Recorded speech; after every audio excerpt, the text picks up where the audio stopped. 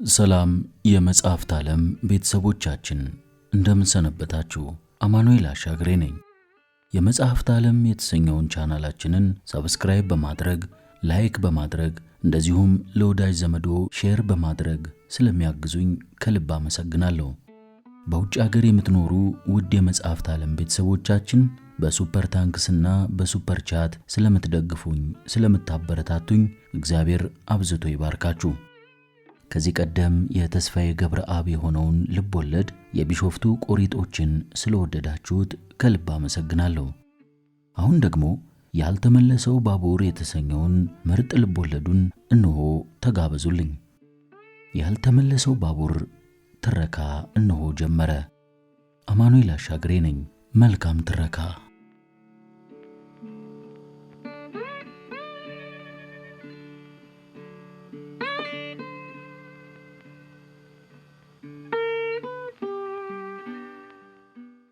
ያልተመለሰው ባቡር ልቦለድ ተስፋዬ ገብረአብ እንደጻፈው የመጀመሪያ እትም 1988 ዓመተ ምህረት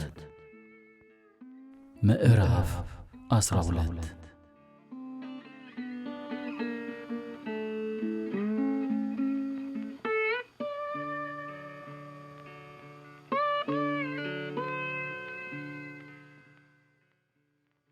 የበልግ ወር ነው። ሁርሶ ላይ የተለመደው ሐሩር ያለ ርኅራኄ ይወርዳል። ሰማዩም ጥርት ያለ ነው። ነጭ ጉም ተፈልጎ ላይን ባለመታየቱ በልግ አይመስልም። ሁርሶ ላይ አንድ ወሬ ውስጥ ውስጡን ሲሟሟቅ ሰንብቷል። የወያኔ ሰላይ የመያዙ ወሬ። ከሰጎን ተራራ ግርጌም አንድ የመቃብር ጉድጓድ ተቆፍሯል። የሁርሶ ጦር ትምህርት ቤት ወታደራዊ ደህንነት የጥበቃ ኃላፊው አዲስ በርሄን ለመጨረሻ ጊዜ አስጠርቶ አነጋገረው። ቃሉ ያው ነበረች። ሰላይ አይደለሁም፣ የመጨረሻ ጥያቄን ደግሜ ያቀርብልሃለሁ አለው። እንዴት አድርጌ ልመን ጌታዬ ያልሆንኩትን ብሎ በእንባ ታጠበ። እንዳልኩት አባቴ ተገሏል። እኔ ስለ አባቴ የማውቀው ነገር የለኝም። ሱዳን ነበርኩ። ተልእኮ ከሱዳን ነው የተሰጠህ? የምን ተልእኮ ነው? አሜሪካን ሀገር ወደሚኖር ወንድሜ ለመሄድ አስቤ ነበር። አባቴ ሲገደል ተመለስኩ። እናቴን ልረዳት ነበር አመጣጤ። ሆኖም እናቴንም የአባቴ ሞት ሐዘኑ ገደላት። ንብረታችንም ተወረሰ። ደህንነቶች ሲከታተሉኝ ሰጋሁ። እንዳልኩት ሻለቃ ፋንታሁን ይሄን ተረትህን አቁም ሲል ሻለቃው የማጓራት ያህል ጮኸበት። አያይዞም ፈርም እዚህ ጋር ሲል በኃይለ ቃል ተናገረ። አዲስ ወረቀቱን ተቀብሎ ሊያይ ሲሞክር ከለከለው። እንደገና ማንባረቀበት። ዝም ብለህ ፈርም። ፈረመ። በመጨረሻም እንዲህ ሲል አንጓጠጠው። ለአዳም የነገርከውን ታስታውሳለህ? ስለምን ጉዳይ? ከስልጠና በኋላ ጠመንጃ በእጅ ሲገባ ጠላቶችን እንዴት እንደምትበቀል ነው። አዲስ በርሄ ፊቱን ቅጭም አደረገ። ተስፋ በመቁረጥ መቆም አቅቶት ጠረጴዛውን ሲደገፍ ሻለቃ አቸነፍ በሳቃው ካካ። ምን እንዳልከው ታስታውሳለህ? ሲል ደግሞ ጠየቀው። ሻለቃ አዳም ይህንን ሊል አይችልም። ምክንያቱም ይህ አሁን ያልኩት የእኔ ቃል አይደለም። አዳም ደግሞ አይዋሽም። ላረጋግጥልህ እችላለሁ። ባቡር ላይ ለአዳም ምን ነበር የነገርከው? ባለስልጣኖቻችን ሚስት ይነጥቃሉ፣ ገንዘብና መብታችንን ጭምር ይነጥቁናል አላልከውም? አዲስ በቁሙ መሞት ጀመረ።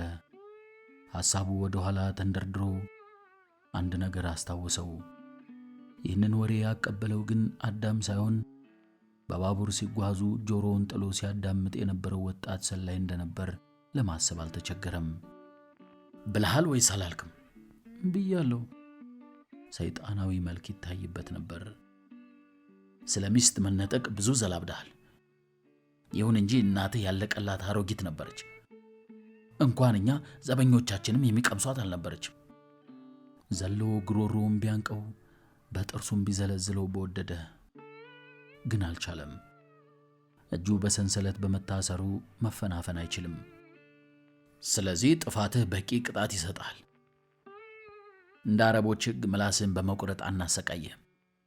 ዘመዶች ግን ከአረቦች በወረሱት ዕውቀት የማረኳቸውን ወታደሮቻቸውን ዓይናቸውን እየጎለጎሉ ጥርሶቻቸውን እየነቀሉ ያሰቃዩአቸዋል። እኛ በሰው ልጅ ላይ ይህንን ግፍ አንፈጽምም። 4 ጥይት በውሃ ትውጣታለህ፣ ልብህ ይፈወሳል። የጊንጥ ልጆች ሁሉ ጥይት መዋጥ አለባቸው። ሐዲስ በመጨረሻ አንዲት ቃል ለመተንፈስ ወኔ ያገኘ። ጎሂላ ሲል ድምፁን ከፍ አድርጎ ሰደበው። ምን አልክ? ሲል ጮኸ ሻለቃ አቸንፍ። በትግረኛ ጥሩ ስድብ ነው። ዘመዶቼ አዲስ አበባ ሲገቡ ይተረጉሙልሃል አለው። ሻለቃ አቸንፍ ያልጠበቀው ስለነበር ባለበት ውሃ ሆነ። እጁ ተንቀጠቀጠ። ሊያቆመው ቢሞክርም እምቢ አለው። የፍጤን ታስሮ እፊቱ የቆመውን ወጣት በመደነቅ አስተዋለው። የእውነት ጊንጥ መሰለው። ስሜቱን እንደምንም ለመደበቅ እየሞከረ ድፍረትህን አደንቃለሁ አለው። ወያኔና ሻቢያም ደፋሮች ናቸው። የእሳት ራትም ደፋር ናት። በልበ ሙልነት እሳቱን ትዞረዋለች፣ ገብታም ትቃጠልበታለች። ከዚያ ወዲያ አመድ ናት። አመድ ታውቃለህ? ሐዲስ አያዳምጠውም ነበር። ጸሎት ጀምሯል። በለሆሳስ የእግዚአብሔርን ስም ያነሳሳል። አባቱ ከማቴዎስ ወንጌል ያነቡት የነበረውን አንድ ጥቅስም ታወሰው። እናንተ ደካሞች ሸክማችሁ የከበደ ሁሉ ወደ እኔ ኑ፣ እኔም አሳርፋችኋለሁ። ሻለቃው መጥሪያውን በእግሩ ሲጫን 2 ወታደሮች ገብተው እያዳፉ ይዘውት ወጡ። ከቀኑ 10 ተኩል ላይ የሐዲስ በርሄ ልዩ ጠባቂ 10 አለቃ ታምሩ ከኪሱ ቁልፍ አውጥቶ ሐዲስ ወደ ታሰረበት ክፍል አመራ። ልቡ ይደልቃል። ሐዘን አጥቁሮታል። ምንም ማድረግ እንደማይችል ግን ያውቃል። ሐዲስ ወዳለበት ክፍል ገብቶ ሐዲስ እየጸለየ ነበር። አምላኬ ሆይ ነፍሴን ተቀበላት ሲል ሰማው። ሐዲስ ሊጣራ ሞክሮ ድምፁ ተዘጋበት። እንደምን አለ ታምሩ? ላጽናና ባለመቻል ያዝናለሁ። ምንም አይደለም ብሎ ቅጭም አለ። አውቃል አይደለም? ሰዓቱን አላወቅኩም እንጂ ዛሬ እንደምገደል አውቄያለሁ። አንድ ጥያቄ ልጠይቅህ ትፈቅድልኛለህ? ጠይቀኝ። በእርግጥ የወያኔ ሰላይ ነህ? አለማወቁ ይሻልሃል ታምሩ። ከነገርኩህ አንድ ቀን አምልጦ ማውራት አይቀርም። ካወራህ ደግሞ ትገደላለህ። ለመሆኑ ስንት ሰዓት ላይ ነው የምገደለው? ለ10 ሩብ ጉዳይ ላይ። ከ10 ደቂቃ በኋላ ማለት ነው ብሎ ድምፁ ሰረገ። አዝናለሁ ሐዲስ፣ ይዤ ልሄድ ነው። ደህና ውሰደኝ። ግን እዚህ ክፍል ውስጥ ድምፅ መግጃ እንደሌለ እርግጠኛ ነህ? የለም፣ ግድ የለህም። የእስር ቤቱ ኃላፊው እኔ ነኝ። መልካም። መልእክት ካለህ መነኝና ንገረኝ ሐዲስ። በልጆቼ እምልልሃለሁ። ሚስጥርህን አላባክንብህም። በልማልልኝ። እግዚአብሔር ልጆቼን ይንሳኝ። መልእክትህን ለምትፈልገው ሰው አደርሳለሁ። ሐዲስ አመነታ። ተው ታምሩ፣ ከሰው በላይ እግዚአብሔር አለ። አላመንከኝም? አምኜህ ነበር። በብረት ቢገርፉህ መሐላህን ልትዘነጋ ትችላለህ። ስለዚህ ተው፣ ሰዓቱ ይደርስብሃል። ውሰደኝ።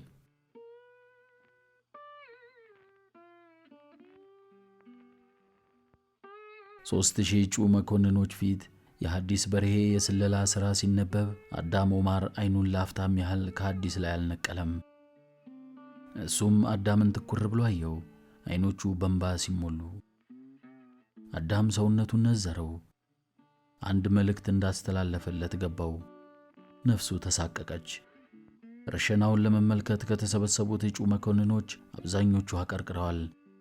የሐዲስ በርሄ የስለላ ታሪክ ተነቦ እንዳበቃ ወያኔና ሻቢያን በፈረጠመው ክንዳችን እንደመስሳለን የሚል መፈክር ተሰማ። ሐዲስ አቀረቀረ።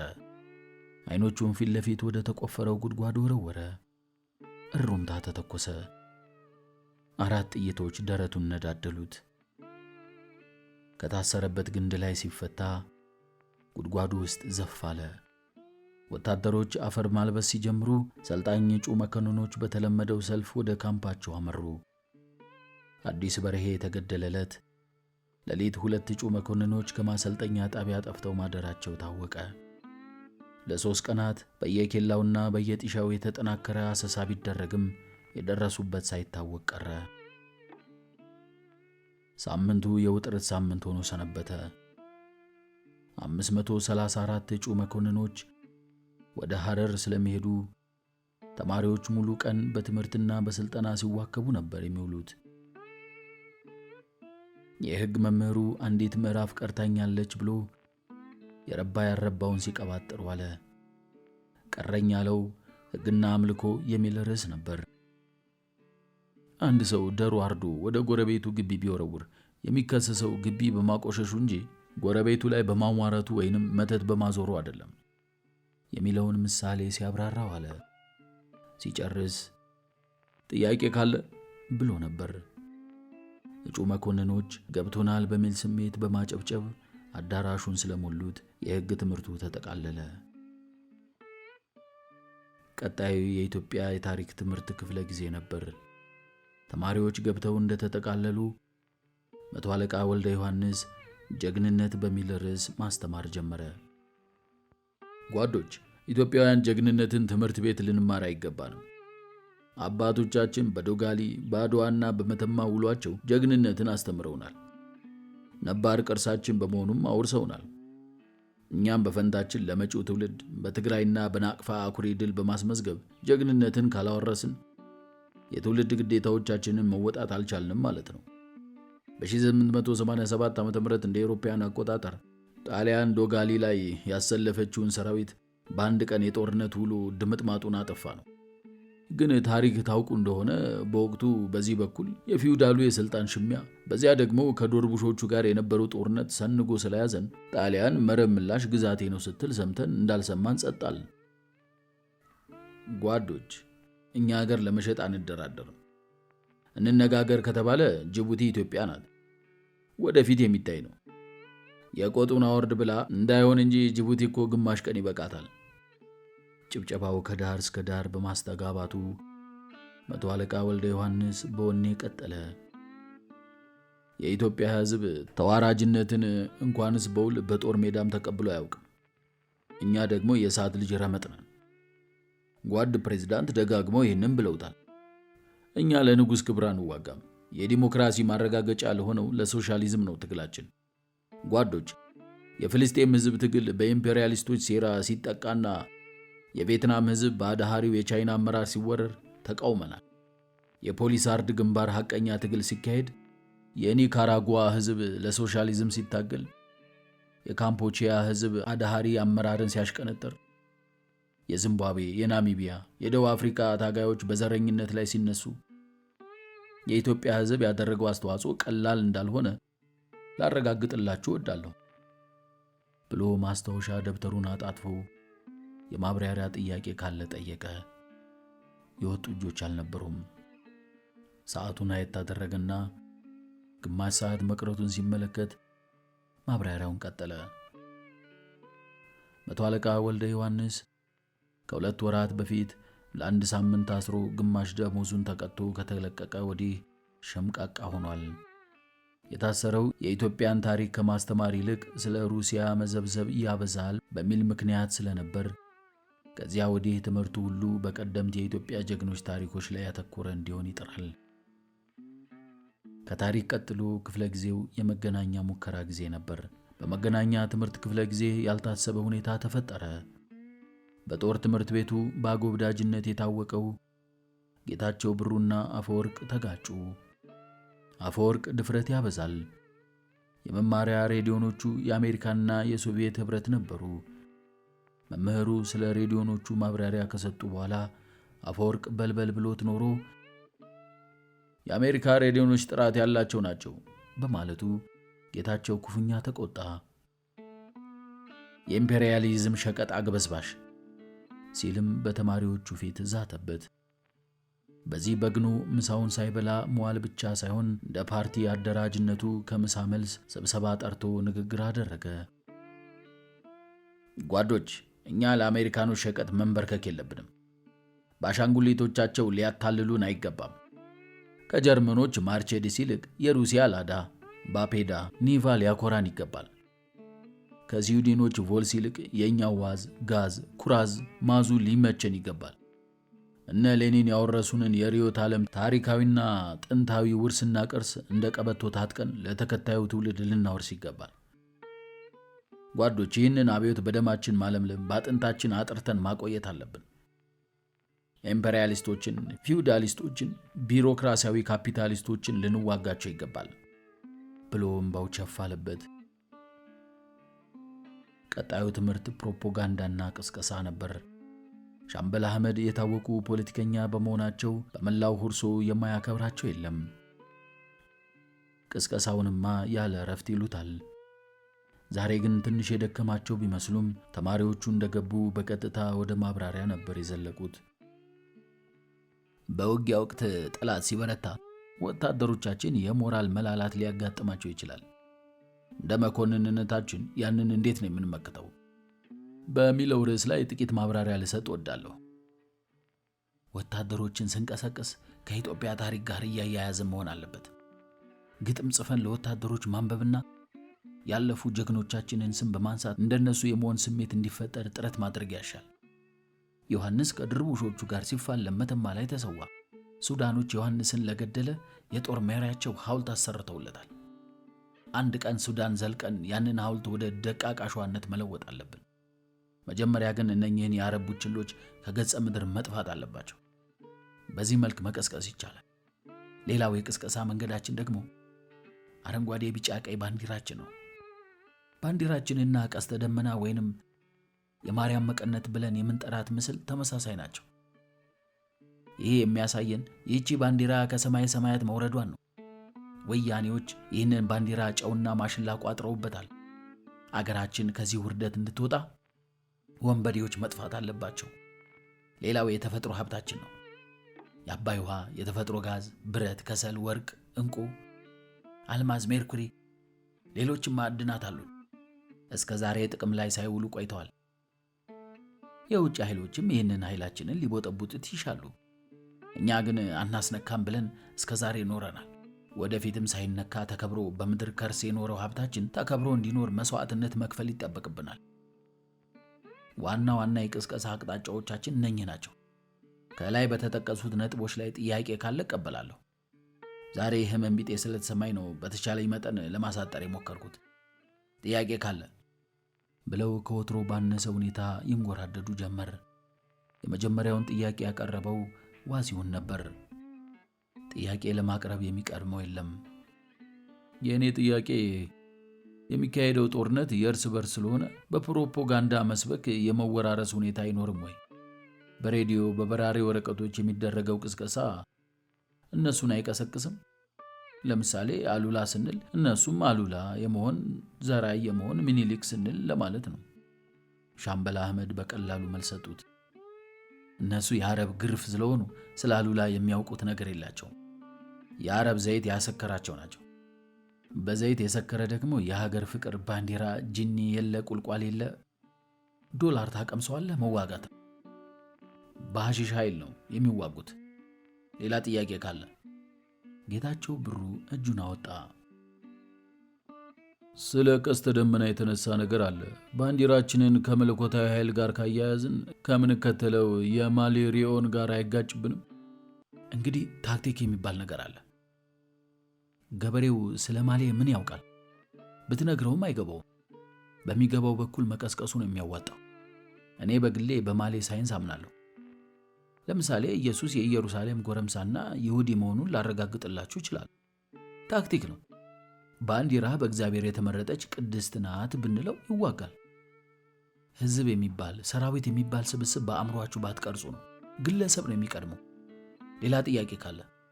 ደራሲው አፈወርቅ እጅ አወጣ። ተፈቀደለት። እኔ ከተፈቀደልኝ ልቀጥል። ከሙያዬ ጋር የተያያዘ ነውና ከተፈቀደልኝ ልቀጥል።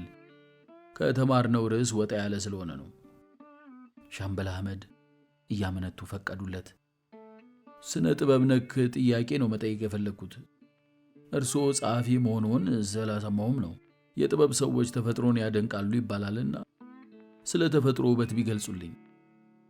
ሁለተኛ ስለ ተሰጥኦ ብዙ ይነገራል። ደራሲያን፣ ሰዓሊያን፣ ገጣሚያን ሲመጣልን የምንጽፈው የምንስለው ይላሉ። አስተያየት ቢሰጡበት። ማን ነው ስምህ? አሉ ሻምበል አህመድ። እጩ መኮንን አፈወርቅ ሲል ፈጥኖ መለሰ። እጩ መኮንን አፈወርቅ፣ አንተ ወታደር ነህ። ይህን የመሰለ ዝባዝንኬ ነገር ማሰብ አይገባም። ተፈጥሮ ተሰጥኦ የሚባል ዝባዝንኬ ነገር የለም። እርሳው። ወታደር ነህ። እዚህ ሁርሶም 100 አለቃ ነበር። በጀነራል በትሩ ዘመን ጠዋትና ማታ ውበት ኪነት እያለ ተፈጥሮን ሊያደንቅ ይወጣ ነበር። ለጀነራሉ ተነገራቸው።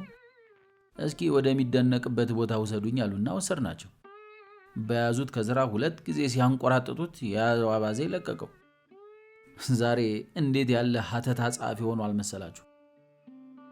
ስለዚህ አንተም ይህ ህመም ከወዲሁ ካለብህ መታረም አለብህ። ጨርሻለሁ። በተለይ ከሚቀጥለው ሳምንት ጀምሮ ወደ ሐረር ከምትሄዱበት ጋር እሁድ በግብዣው ላይ እንሰነባበታለን። መልካም ስልጠና እመኝላችኋለሁ። በተረፈ ጌታቸው አሰልፈ ወደሚቀጥለው ትምህርት ውሰድ። ቀጣዩ የካርታ ትምህርት ነበር።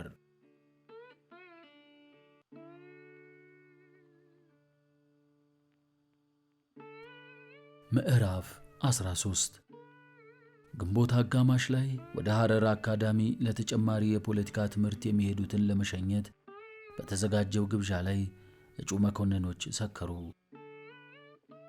በምጽዋት ሻለቃ ግብር ቤት በተዘጋጀው ግብዣ የወባ በሽተኛው ገብረ መድኅን ሳይቀር ሰከረ።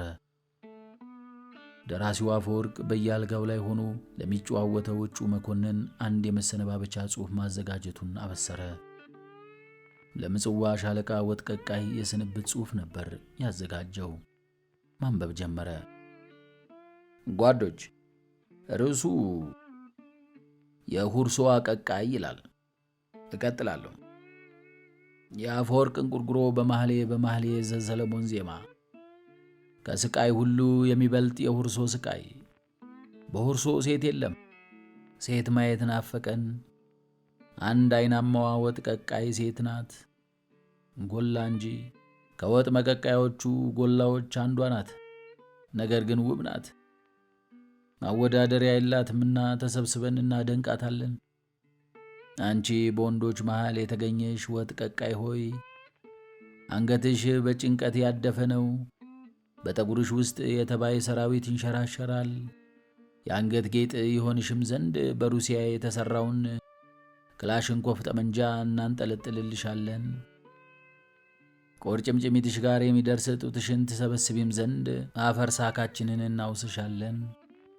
ወዳጃችን ሆይ በፊታችን ያለ መጫሚያ ትመላለሻለሽ። ጥፍሮችሽ እንደ ሁርሶ ቢላዋ፣ አውራጣቶችሽም ዶልዱመው ተኩስ ሜዳ እንዳሉ እንደ መለማመጃ ቦምብ ናቸው። አልጋሽ ከቦንዳ ፍራሽሽም ከዶንያ ከገለባ የተሰራ መንፈላሰሻ ነው። አንድ ዓይንሽ ጠፍታለች። ስለዚህ በማለዳና በምሽት ትጠቅሽናለሽ። ለ3000 እጩ መኮንኖች ፍቅርሽን እኩል መቸርሽ መልካም ነው። የእኛ ውድ ሆይ የቀቀልሽው ቅንጬ እጅግ ጣፋጭ ነው። ጉሮሮአችን ላይ ተወትፎ ይተናነቀናል። ቀዝቃዛ ውሃ በጋቤጣ ሁሌ እንዳይለየን ይሁን። አንቺ የሁርሶ ቆንጆ፣ እነሆ ጎጓይትን ደርሰን መጣን። ደክሞናል፣ አፈርም መስለናል። በተረፈችው ዓይንሽ እንደ አሳማ አታፍጭብን። ቅንጬ ካለ ወዲህ በይ።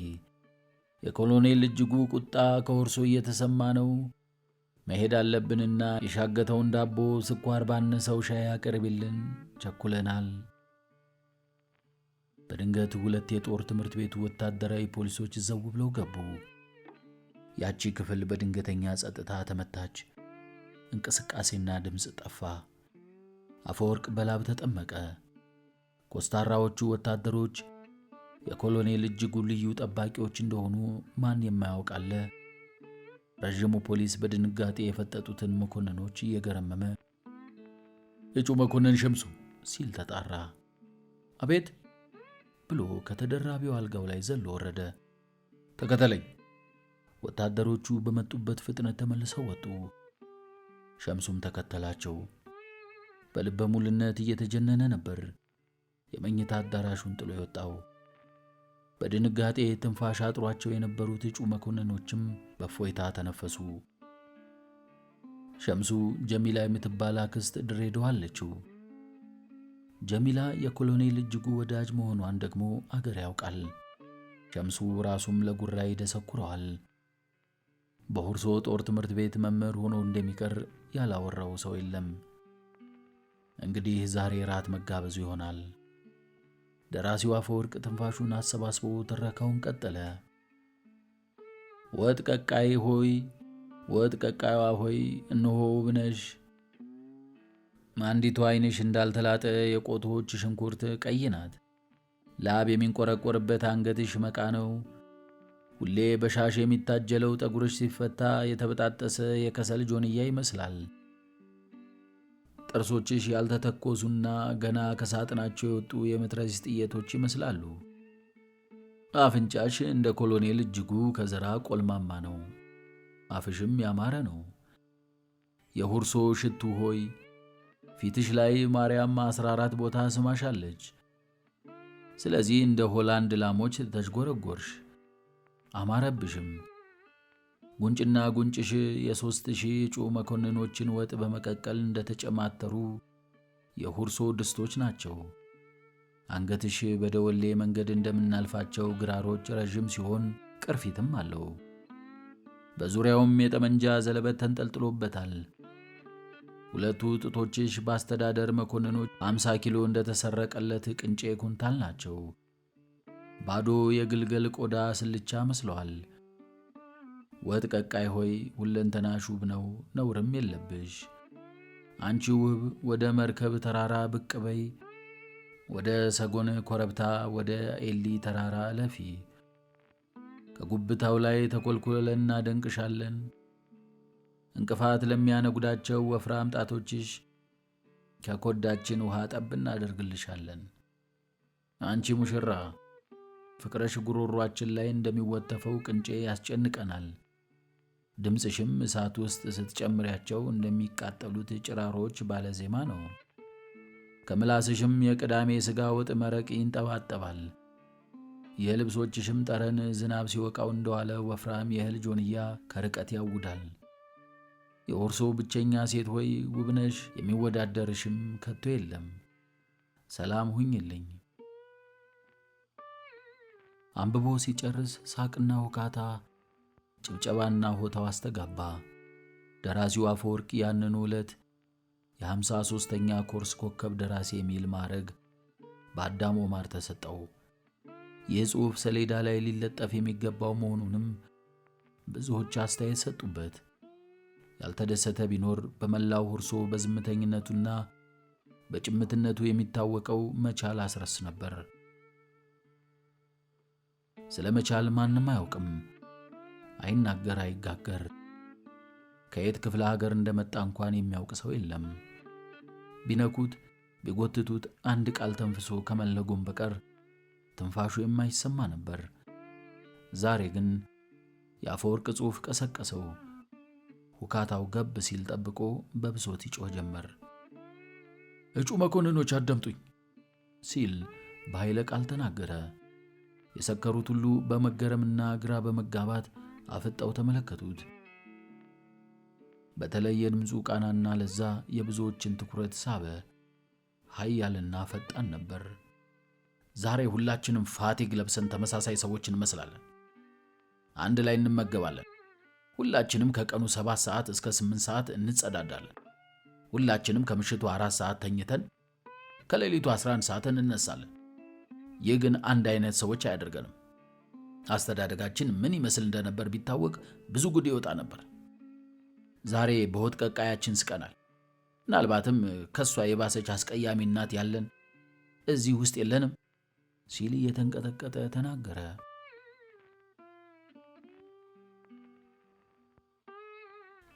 ቀልድ ስለሆነ ባታላዝንብን ጥሩ ነው። የሚያምርብህ ደግሞ ስትለጎም ነው። ቁም ነገርህ ጎልዳፋ ነው ሲል አዳም አጣጣለው።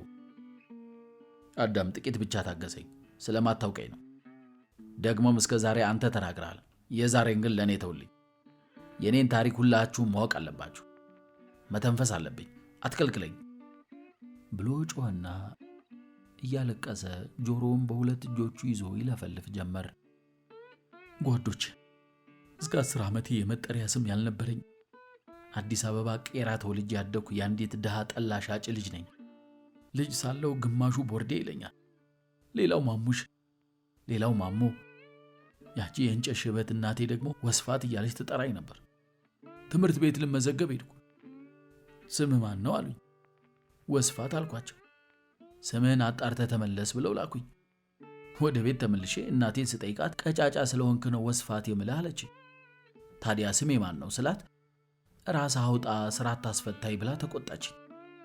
ቢጨንቀኝ ደጅ ወጥቼ ጓደኞቼን አማከርኩ። አንዱ መቻል በል አለኝ። መቻል የውሻ ስም መሆኑን በሕፃንነቴ ባለመረዳቴ ተቀበልኩት። የአባቴንስ ማን ልበል ስላቸው ግን ሳቁብኝ፣ ቀለዱብኝ። ቢጨንቀኝ እናቴ ጋር ተመልሼ ጠየኳት። ይገርማችኋል፣ ማታ ሰክሮ እየመጣ አንቺ ግንደ ቆርቆር እያለ የሚሰድባትን ሰውዬ ስም ለአባትነት መደበችልኝ። እንግዲህ መቻል አስረስ የተባልኩት በዚህ መልኩ ነበር። እኔ አሁን ሰው ነኝ? ሊያባብሉት ቢሞክሩም አልቻሉም። እንባው እንደ ጅረት እየፈሰሰ ብሶቱን ሁሉ ይዘከዝከው ጀመር። አዎ፣ ከእናንተ መካከል እንደኔ በድህነት የማቀቀ ላይኖር ይችላል። የዕለተ ፋሲካ ገጠመኝን ልንገራችሁ። ጎረቤት ዶሮ ታርዶ በግ ሲገፈፍ የእኛ ቤት ባዶ ነበር። ቢጨንቀኝ ጊዜው ያለፈበት 3 ዓሣ በርካሽ ዋጋ ገዝቼ በዚያ ፈታን። ያውም ተቅማጥ ለቆብን ለጥቂት ነበር የተረፍነው። እዚያ አዳራሽ ውስጥ መተኛቴም እንደ ታላቅ ዕድል ነው የምቆጥረው። እኔ ስለ መኖሪያ ቤቴ ልንገራችሁ። እናት ተብዬዋን የእንጨት ሽበት አዲስ ከሚገነባ ሕንፃ ኖራ ሰርቃ የቤታችንን የውስጥ ግድግዳ ለቅልቀው ነበር። የሰረቀች ቀን ማታ ነው ለቅልቃው ያደረችው። ታዲያ እንግዶቼ ወደ ቤት መጥተው ግድግዳውን ሲደገፉ ልብሳቸውን ስለሚያበላሽባቸው እሳቀቃለሁ። የእናቴ ቁጣ ደግሞ አይጣል ነው። ጠላሽጬ አጠራቅሜ የለቀለቅኩትን ኖራ አስለቀቃችሁብኝ ብላ አይን አውጥታ ዋሸች። መቼም በንግግሬ አትጸየፉኝምና እናቴ በእኔ ፊት ታመነዝር ነበር። በዕድሜ ከኔ ከሚያንሷት ጋር ጭምር ትተኛለች። የሚባልጉ ሳይሆን ጡጦ የምታጠባቸውን የሚመስሉት። ቤታችን መቀርቀሪያ ስለሌለው በርግጄ ስገባ አልጋው ላይ ያገኛቸዋለሁ። ታዲያ አንገቷን ዞር አድርጋ አንዴ ውጣልኝ ትለኛለች። መልክ ቢኖራት ደህና፣ 2 የፊት ጥርስ የላትም። አይኗ 2ቱም የግራ ይመስላሉ። እንጀራ ከምትጋግርበት ቤት 3 ሙልሙል ዳቦ በነጠላዋ ስር ደብቃ ስትሮጥ ዘበኛው ሌላ ፋይዳ ያለው ንብረት የሰረቀች መስሎት ተከታትሎ ቅምዝምዝ ለቀቀባት። ኮረኮንጅ ጎዳና ላይ ተከስክሳ 2ቱም የፊት ጥርሶቿ እንደረገፉ ታሪኳን የሰሚ ደርሼበታለሁ። ታዲያ ወንድ ለአዳር ይዛ የመጣች ቀን ቀዳዳው ጋተኛ ትለኛለች። ድመት የሚያስገባ ቀዳዳ ግድግዳው ላይ አለ። የሚዳራት ሰው እንዳይበርደው ቀዳዳውን ሸፍኜ እንድተኛ ታዘዛለሁ። ብርዱን አስቡት እስኪ። እንድፈነው ስላት ቆሻሻ ውሃ ደፋበታለሁ ብላ ድርቅ ትላለች። ይህን በመሰለ አንድ ክፍል ቤት ተወልጄ ነው ያደግኩት። ንግግሩን እንዲያቆም እንባውንም እንዲገታ ቢለመን ከቶ ሊሰማ አልቻለም።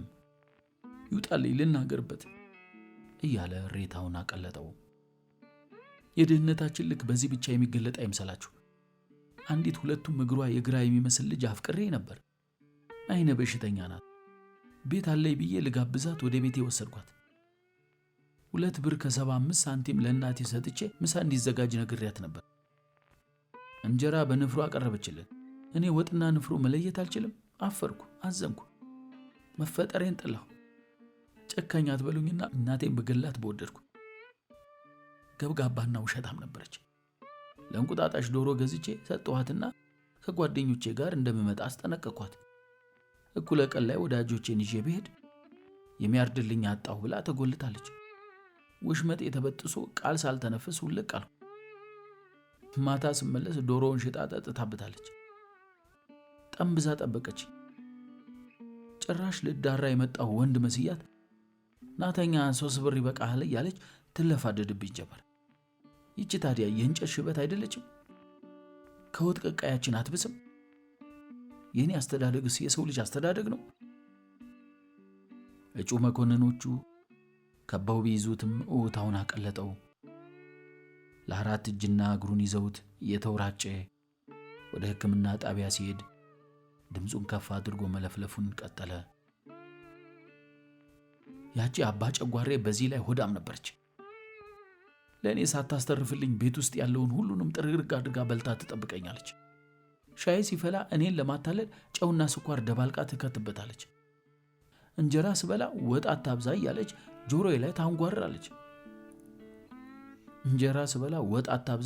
ጆሮዬ ላይ ታጓራብኛለች። እንቅልፍ ሲወስደኝ ኪሴን እየፈተሸች ገንዘብ ትሰርቀኛለች። ስለምትዋሽም ጠላ ለመጠጣት ወደ ቤታችን የሚመጡት ሁሉ ሳይተፉባት ወይንም ቡጢ ሳያቀምሷት አይወጡም። ከ2 ዓመት በፊት አንዱን ጠጪ ስታጭበረብረው ይዟት በቡጢ እጁን ጆሮዋ ውስጥ ወትፎት ከሞት የተረፈችው ለጥቂት ነው። አሁን የአንዱ ጆሮ ቀዳዳ ሰፊ ነው። እሷን ላለማየት ስል ወታደር ሆንኩ። ጎረቤቶቻችን ሲነግሩኝም ልጅ ሳለሁ ጡጦውን ጠላ የሞላች ታጠባኛለች።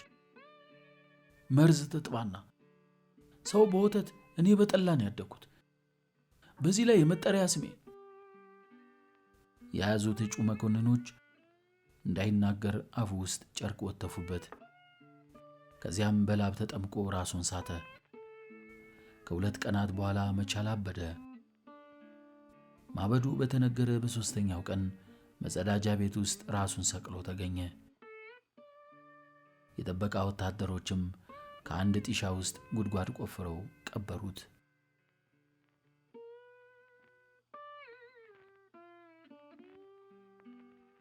ምዕራፍ 14 የወያኔ ሰላይ በቁጥጥር ስር በመዋሉና ቅጣቱን በማግኘት ለከፍተኛ መኮንኖች ብቻ አንድ የእራት ግብዣ ተሰናዳ። ምሽቱ ድንቅ ነበር። ሻለቃ ፈንታውን የክብር እንግዳ ሆኖ ተገኝቷል። የውስኪ ጠርሙሶች ተከፈቱ። የብዙነሽ በቀለ ዜማ በለሆሳስ ተለቀቀ። ከግብዣው አዳራሽ ስር ካለው ምድር ቤት ከሚገኘው የመኮንኖቹ ክበብ የሚያስተጋባው ጩኸትና ሁካታ ሌላው እንዳይረብሽ በጊዜ እንዲዘጋ ተደረገ። አዳራሿም በሐሴት አበደች። በወርቃማ የፀጉር ጌጥ የተዋበችው አስተናጋጅ ፈገግታዋ እንደ ንጋት ጸዳል ወገግ ማለት ጀመረ። እንግዳው ባለስልጣን የበላይነቱን በሚያስመሰክር ኩራት ይጀነናል። ኮሎኔል እጅጉም ቢሆን በማዕረግ ይብለጡት እንጂ ፈላጭ ቆራጭነቱን አምነው ሽር ጉድ ሲሉለት ታዩ። የከፍተኛ መኮንኖችን ትኩረት በሚስበው ኩሩ አነጋገርም እንግዳው ስለ አገሪቱ ወቅታዊ ሁኔታ መረጃ መስጠት ጀመረ። ሻዕቢያ ሰገይነቲ በሚገኘው ጦራችን ላይ ጥቃት የመፈጸም እቅድ እንዳለው ከአዲስ አበባ ከመነሳቴ በፊት ከደረሰኝ ሪፖርት ተረድቻለሁ ብሎ ወደ ኮሎኔል እጅጉ ዞረ። እዚያ ነበሩ አይደለም እንዴ ኮሎኔል? ልክ ነው። 3 ዓመት ያህል ኤርትራ ነበሩ። ከፍተኛ ነጥብ 2855ን ያውቃታል? አሳምሬ ብለው በሳቅ ተንከተከቱ። ማረጋገጫ ከሳቸው በመጠየቅ አከበሩት። አዋቂነቱንም አምነው ራሳቸውን ላይና ታች ነቀንቁ ጀመር። ወንበዴ እዛ ግራዲፒ ጠምዷል ሲል ማብራሪያውን ቀጠለ። በፊት የወታደራዊ ሬዲዮ መገናኛ ጣቢያ ብቻ እንደነበረ ነው የሚታወቀው። ቱኒባራ መሐመድ ዳመነና ያ የታሪክ አባት ነኝ ብሎ የሚመጻደቀው ወልደ ማርያም ካርቱም ላይ ከፍተኛ ቅስቀሳ በማካሄድ ላይ መሆናቸውን ሰምቻለሁ። ከ60,000 በላይ የአሜሪካን ዶላር ሰብስበው ለሻዕቢያ አስረክበዋል። እነኚህ ሰዎች ዋዝ አይደሉም ጓዶች። ተግባራቸውን እያከናወኑ ነው። የወያኔን ሁኔታ ለመገመት ግን በጣም አስቸግሮናል። ሰሞኑን በምዕራብ ኢትዮጵያና በሱዳን ድንበር መካከል ወደ ወለጋ ተጠግተዋል። ዓላማቸው ወደ ሸዋ ክፍለ ሀገር ለመግባት እንደሆነ ተገምቷል። በግሌ ግን አልተቀበልኩትም። ምናልባት ከኦነግ ጋር የተደራደሩበት አንድ የጋራ ጉዳይ ይኖራቸው ይሆናል። ምናልባትም ሳይገባኝ ቀርቶ ሊሆን ይችላል። ጀባሃ መቀበሪያ ጉድጓዱን እየማሰ ነው። አብደላ እንድሪስ ከሰላ ላይ ማዕከላዊ ኮሚቴውን ስብሰባ ጠርቷል ብሎ በሳቅ ተንከትክቶ ማብራሪያውን ቀጠለ። በወገን በኩል ያለውን ስናይ አየር ኃይላችን ከጻዳ ምድሪ ወደ ተከዜ በሚወስደው ጎዳና ላይ ከፍተኛ ድብደባ አካሂዶ ወንበዴዎችን ረፍርፏል። የዚህ ሳምንት ወሬ ይሄው ነው። ከዚህ ውጪ አንድ ወጠጤ የወያኔ ሰላይ ሁርሶ ላይ ምሷን አግኝታለች ብሎ ሆዱን እያሸ ሲስቅ ከፍተኛ መኮንኖቹ ሳቁን አጀቡለት። ኮሎኔል እጅጉም ቀልዱን ወደ ቁም ነገር ለመመለስ በሚጥር መንፈስ አንዲት ጥያቄ ጣል አደረገ። የወያኔ አቅም በምን ሁኔታ ላይ ይገኛል ሲል ጠየቁ። ሻለቃ ፈንታሁን እንደገና ማብራሪያውን ቀጠለ። የወያኔ እንቅስቃሴ አስጊ ነው። እኔ በግሌ ስገመግመው አዲስ አበባ የመግባት እቅድ አላቸው። ከሽሬ ውጊያ ወዲህ ላለፉት 6 ወራት ጦርነት የሚባል ነገር ባለመታየቱ ደህና ተደራጅተዋል። የትግራይ የሰሜን ጎንደርና የሰሜን ወሎ ወጣት በግላጭ ስላገኙትም በአሁኑ ጊዜ 4 አዳዲስ ክፍለ ጦሮችን ማቋቋም ችለዋል። ብቻ መጠንከር አለብን ጓዶች። ካልጠነከርን ወያኔ የምትናገረውን ታደርገዋለች ብሎ ፈገግ ሲል በተመስጦ ያዳምጡት የነበሩት ሁሉ በረጅሙ ተነፈሱ። ውስኪያቸውንም አንስተው የወረራቸውን ስሜት ለመርሳት ሞከሩ። ኮሎኔል እጅጉ ግን ከዚህ ርዕስ መውጣት የፈለጉ አይመስሉም። የተነገራቸውን እያንሰላሰሉ እንደዋዛ ሌላ ጥያቄ ጣል አደረጉ። እንዴት ነው ሻለቃዬ፣ ከኛው አካባቢ የተሰናበተን ይኖር ይሆን? ከእርሶ ሞክሼ ወዲህ አልሰማሁም ብሎ ውስኪውን ተጎነጨ። ማን ነው የኔ ሞክሴ ልጄ? አለ ደንገጥ ብሎ። ሰሜን ምዕራብ ነዋ፣ የእርሶ ኮርስሜት እዚያ ብሎ ያዝ አደረገው። የኮሎኔል ፊት ተቋቆረ። ፍርሃት ውስጣቸውን እንደበረበረው እስከሚታወቅባቸው ድረስ ይንዘፈዘፉ ጀመር። የውስኪ ብርጭቋቸውን አንስተው ገለበጡት። ጉሮሯቸው እየተቃጠለ ሲወርድ ነበር ድፍረት ያገኙት። የሰሙ መስሎኝ ነበር አለ ሻለቃ ፋንታሁን። ሁርሶ መቼ ወሬ ይገባል ብለህ በቃ ተመታ ማለት ነው? እንዲያውም እዚያው ነበርኩ አለ ሻለቃ ፋንታሁን። ካልተሳሳትኩ ሚያዝያ 7 በተፈጠረው ሁኔታ መሆን አለበት አሉ ኮሎኔል ሩቅ እያሰቡ። ልክ ኖት ኮሎኔል። ከሚያዝያ 7 ጀምሮ ለ3 ተከታታይ ቀናት በተደረገ ውጊያ ድክመቱ ሁሉ ሞክሼው ላይ ተደፈደፈ። ኮሎኔል አራጋው ምንም እንኳን ሞት ቢፈረድበትም የፍርሃት ምልክት አልታየበትም ነበር። ለአገሩ እሱም ስንቱን ሲያጭደው ነው የኖረው። ራሱ ላይ 2 ጊዜ ከዚያ ተፈረካክሶ ጸጥ። በነገራችን ላይ በሚያዝያ 7 ውጊያ ላይ በአጋጣሚ ተሳትፌ ነበርኩ። አንዳንድ ጉዳዮችን ላጣራ ሄጄ እዛው ሳለው ውጊያ ተጀመረ። በጣረ ሞት ነው ያመለጥኩት። የትኛው ግንባር ነበርክ? እኔ ማይጸምሪ ነበርኩ። ጥቃቱ የተፈጸመው ግን በአምባ ምድሪ በተከዜና በአዲ አርቃይ ጭምር ነው። 4ቱንም ግንባር እንደ ውሃ ጠጡት። በተለይ አዲ አርቃይ የነበሩት 400 ህዝባዊ ሰራዊት አባላት ቀልደኞች ነበሩ። ያለምንም ውጊያ እንዳለ ነው ከወያኔ ጋር የመሳሪያ ርክክብ የፈጸሙት። ህዝባዊ ሰራዊትን እንዴት ማመን ይቻላል ታዲያ? አሉ ኮሎኔል በብግነት። በጎች ናቸው አለ ሻለቃ ፋንታሁን። 4ቱን ግንባር እስኪያስረክቡ እርዳታ አይደርስም ነበር እንዴ? እርዳታ ተልኮ ነበር። ሚያዝያ 8 ቀን 333ኛ ሻለቃና 334ኛ ሻለቃ ጦር ከአይከል እንዲሁም 42ኛ መካናይዝ ሻለቃ በእርዳታ ስጭነት ተመድበው ደባርቅ ላይ ተቀናጅተው ሚያዝያ 11 ዛሪማ የሚባለውን ጣቢያ አልፈው ጨው በር ደረሱ። ወንበዴ 4ቱን ግንባር እያጣጣመች የማረከችውን እየታጠቀች ወደፊት ስትገሰግስ ከእርዳታ ሰጪው ኃይል ጋር ተጋጠመች። ጨው ባህር ላይ ይገናኛሉ። ጨው ባህር ላይ ወንበዴዎቹ ምቹውን ቦታ ተቆጣጥረው በአንድ ግብረ ርዕስ መሳሪያ መንገዱን ዘግታ የእኛን ጦር አግለበለበችው ማለት ይቻላል። ኮሎኔል አራጋው ይህንን ሲሰማ ወደ ደባርቅ አፈግፍጎ ብሎ ያዛል። ወንበዴ ይህንን በራዲዮ ትጠልፍና በየት ዞረች ሳይባል ዛሪማ ላይ በሩን ዘግታ ወጠረችው። አንድም ጦር አላመለጠ። ጭጭ ምጭጭ አለ። ሞክሼው ምሱን የቀመሰው በዚህ ጦስ ነበር ሲል የውስኪውን ብርጭቆ አነሳ። አንዴ ተጎንጭቶም ቀጠለ።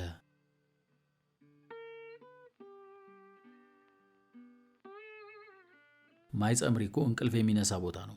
ቁልቁለትና አቀበት የበዛበት፣ ተራሮች እንደ ሰንሰለት የተያያዙበት፣ ስምጥ ሸለቆ የዋጠው፣ በዛፎችና በቁጥቋጦዎች የተከበበ ስፍራ ነው። ወንበዴ ሰተት ብላ ገብታ የቆርቆሮ ምግብህን ሰርቃ ብትሄድ ልታያት ቀርቶ ኮሽታዋን አትሰማም። አንድ ጮሌ 10 አለቃ ናት እየመራች ይዛቸው የወጣችው። ጄት ናት አቦ። እንደ ሙሽራ የደመቀችው ፍልቅልቅ አስተናጋጅ እራት አንሱ ብላ ባትጋብዝ ኖሮ ከፍተኛ መኮንኖቹ ከተመሰጡበት የሻለቃ ፋንታውን ትረካ ባልወጡ ነበር። ገላገለቻቸው።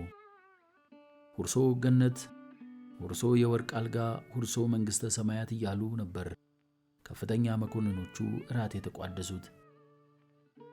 እራት ላይ ሁለቱ የወታደራዊ ደህንነት ጥበቃ ባለሥልጣኖች ለሌላው ግልጽ ያልሆነ ጉዳይ አንስተው በሹክሹክታ ተወያዩ። ውጤቱ ላይ ያለ አስተያየት ምንድን ነው? ሲል ሻለቃ አቸንፍ ጠየቀ። ለጓደኛው ጉዳዩን ሁሉ አጫውቶታል። አስጠርቼ ጠይቄው ነበር። አልሸሸገም። ጉዳዩን ሁሉ ያውቃል። እርምጃው ከተወሰደ በኋላም አስጠራሁት። በድንጋጤ አሻቦ መስሎ ነበር። ከፍርሃቱና ከድንጋጤው ቢረጋጋ ብዬ ወደ ሐረር ለፖለቲካ ትምህርት ከመሄዱት ጋር እንዲሄድ እድል እንደተሰጠው ነገርኩት። ትንሽ የመደሰት ሁኔታ አየሁበት። ፈገግታም አሳየኝ። አጠቃላይ ሁኔታውን ስገመግመው ግን ስሜቱን በውስጡ አምቋል። መቃብር ቢጤ ነው። ለሌሎች የሚያወራ ይመስላል። አይሞክረውም ብሎ ሻለቃ አቸንፍ አረጋገጠለት። አያይዞም የሐረር ትምህርቱን እንደጨረሰ ወደ ጋሞው እሳት ልንልከው እንችላለን። ይህን ደግሞ ሀብቴ በቀላሉ ይፈጽመዋል። ሀብቴ ማን ነው? የሐረሩ ፖለቲካ ተቋም አስተዳደር ኃላፊ ነዋ። ወደ ግንባር መሄዱ ብቻ በቂ አይመስለኝም። በመጀመሪያ ጥይት እንዲሰናበት እናመቻቻለን አለ ተረጋግቶ። በጥይት መሞት ብቻ ሳይሆን መማረክም አለ። ቢማረክስ? ሻለቃ አቸንፍ መልስ ስላልነበረው ሻለቃ ፋንታውን ቀጠለ። ቢማረክ መዘዙ ይበልጥ አደገኛ ይሆናል። የወያኔ ሬዲዮ ጉዳዩን ካነሳው ጓድ አስፋው ክፉኛ ያዝናል። እኛም መጠቋቋሚያ መሆን የለብንም። ያውም በዚህ አያበቃም። ወደፊት የሚሆነውም አይታወቅም። ጓድ አስፋው ራሱ ሁኔታዎቹ ሊገለባበጡ ይችላሉ የሚል እምነት አለው። ስለዚህ ብሎ በረዥሙ ተነፈሰ። ስለዚህ ምን ይደረግ? አለ ሻለቃ አቸንፍ። ይገደል። ሌላ ምርጫ የለንም። ጥሩ ስምና ዝና አያስፈራራህ። ሚስጥር ያውቃል። ስለዚህ ይገደላል። የወረቀትም ሆነ የሰው መረጃዎች ድምጥማታቸው መጥፋት አለበት። ለዚህ ተግባር ማከናወኛም 50 ሺህ ብር ይመደብልሃል። በተቻለ መጠን የማያሳማ መንገድ ፈልግ። ባይሆን ሀብቴ ላልከው መኮንን የሚሆን ጥቂት ሳንቲም ይጨመርልሃል። የሻለቃ አቸንፍ ፊት በፈገግታ ተጥለቀለቀ። ይፈጸማል ጓድ የበላይ አዛዥ። የሚገደልበት ምክንያት ለማንም እንዳይገለጽ ተቀብያለሁ። ጎበዝ፣ ከሰሜን ተራሮች አናት አቆልቁለህ አስተውል። በትዝታ ዓይኖችህ ቃኘው፣ ዙሪያ ገባውን ድፈረው። በሸለቆ ባምባው፣ በደኑ ሆነ በፊልማው፣ በባድማው በበረሃው፣ በቆላው ሆነ በደጋው ድፈረው። ደበበ ሰይፉ፣ የብርሃን ፍቅር።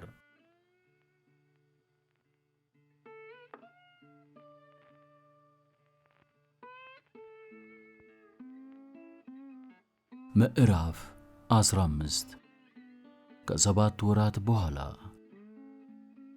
ዕለቱ ጥቅምት 8 1982 ዓመተ ምህረት ምሽቱን የሀገሪቱ መሪ መንግስቱ ኃይለ ማርያም ለመላው የኢትዮጵያ ሕዝብ የክተት ጥሪውን አሰማ።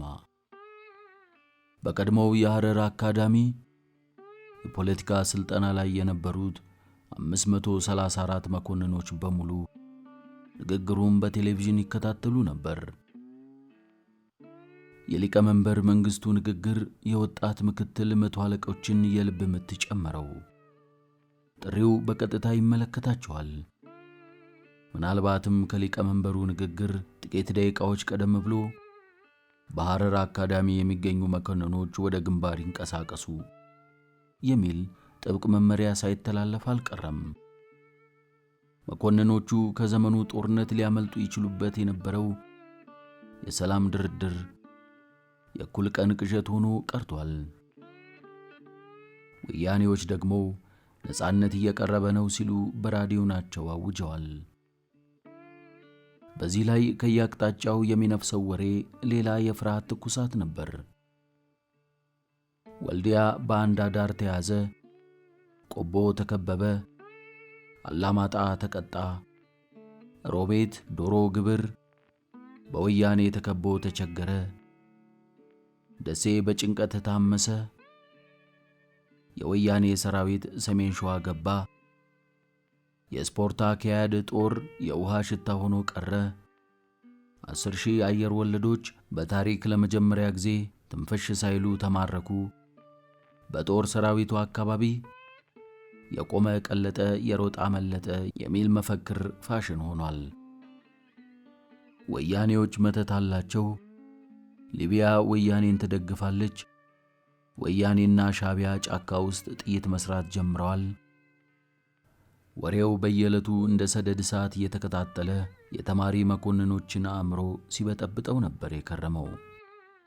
ፕሬዝዳንት መንግስቱ የተለመደውን አዋጅ ያወጀ ዕለት ምሽት ቀጭኑና በሽተኛው የተቋሙ የፖለቲካ አስተባባሪ ወደ ተማሪዎቹ ብቅ አለ።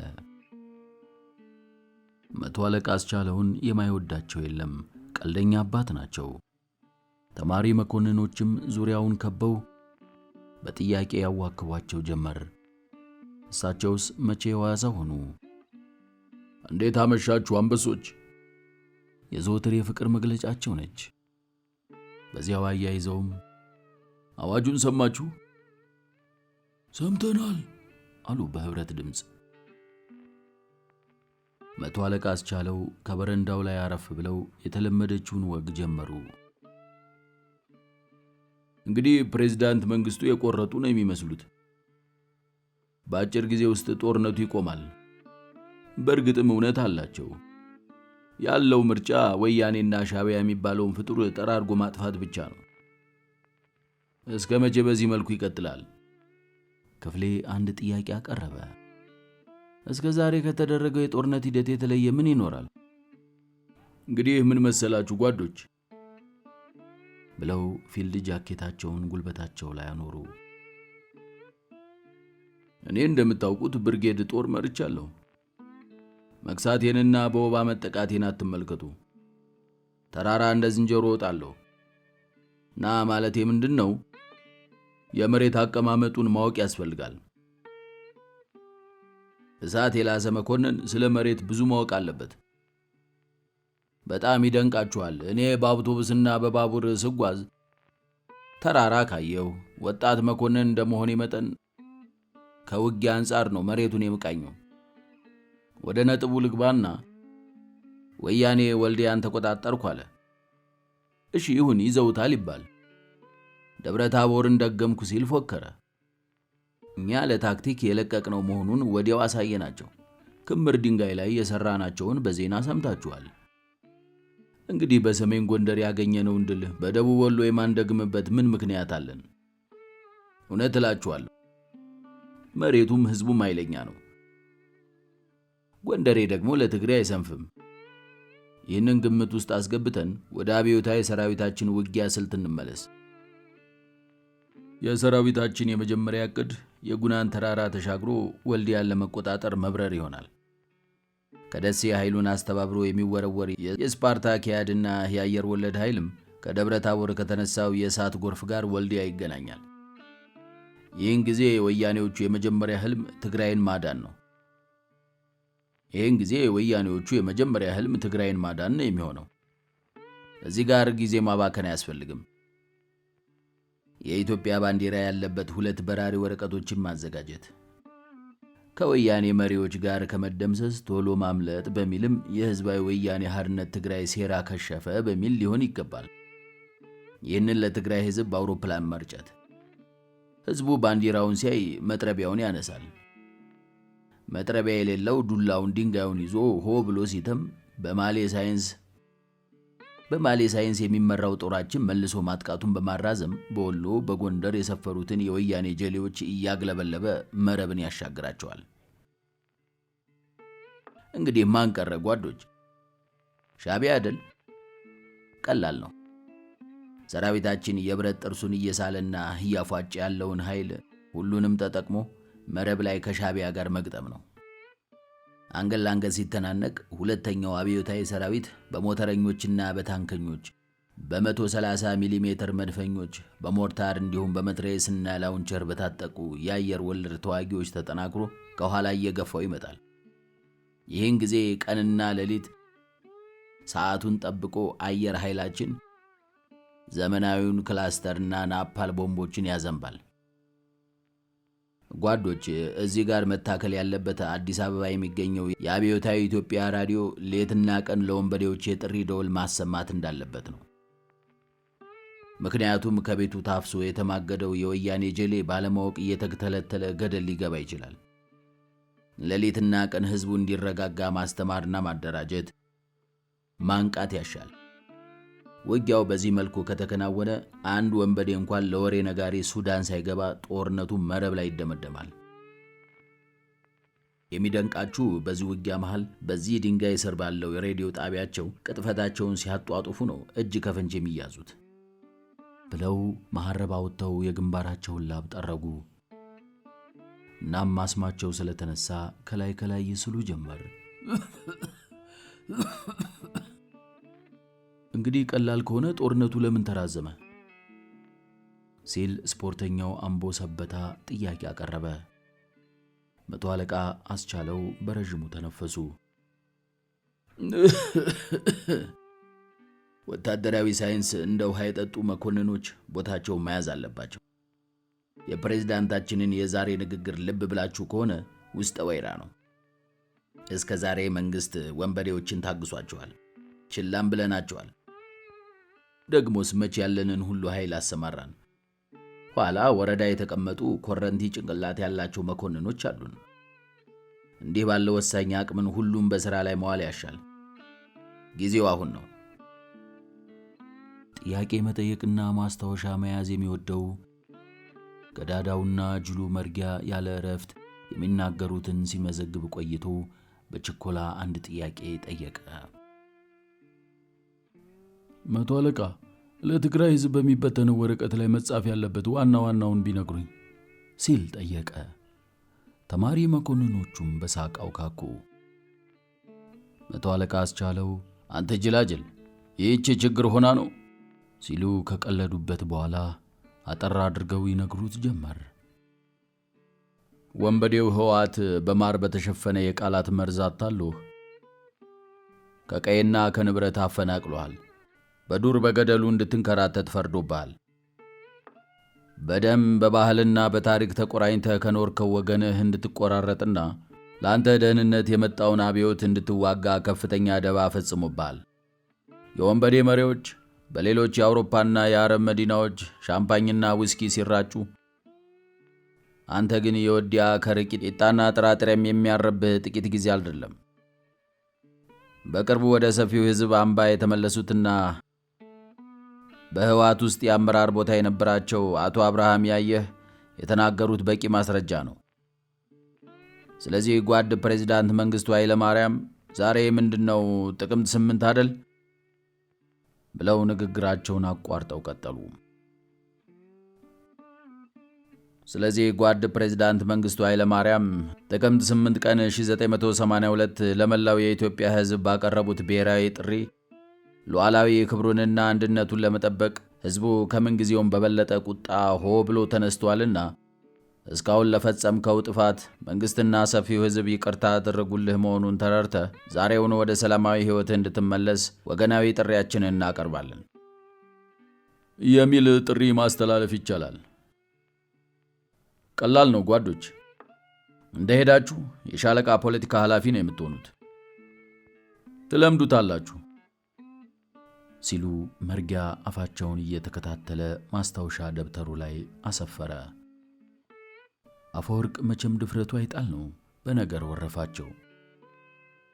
ምርጥ መኮንኖች ሁሉ ውጊያ ከሄዱ እዚህ የማሰልጠኑ ሥራ ሊዳከም አይችልም ሲል አሽሟጠጠ።